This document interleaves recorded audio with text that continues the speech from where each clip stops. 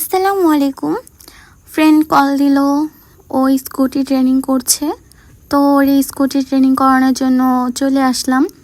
তো ও scooty ride করতেছে ওর বোনকে নিয়ে, ছোট বোনকে সাথে নিয়ে আসছে।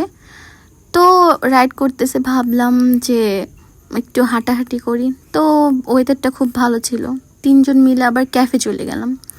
ক্যাফে যাওয়ার পর বোন হচ্ছে খাইতে চাইলো চিকেন বল, তো বান্ধবী খাওয়াইছে, ভালোই ছিল আসলে, এখানকার চিকেন বলটা ভালো ছিল।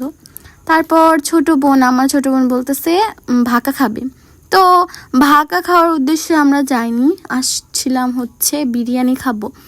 বাট বিরিয়ানি শেষ। এই আঙ্কেলের বিরিয়ানিটা খুবই ভালো মানে ভালো হয়, তো এখানে ফাস্ট শেষ হয়ে যায়। বাট আমরা একটু লেট আসছি, যাই হোক এখন কি আর করার, ভাকা খাচ্ছি।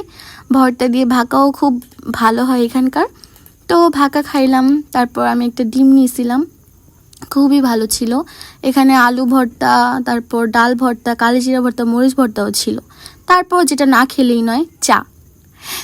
চা তো অবশ্যই খেতে হয়, চা না খেলে তো ভালোই হয় না। আমার দিন শুরুই হয় মানে চা দিয়ে। চা যদি আমার না হয় সকালে, তাহলে আমার ভালোই লাগে না।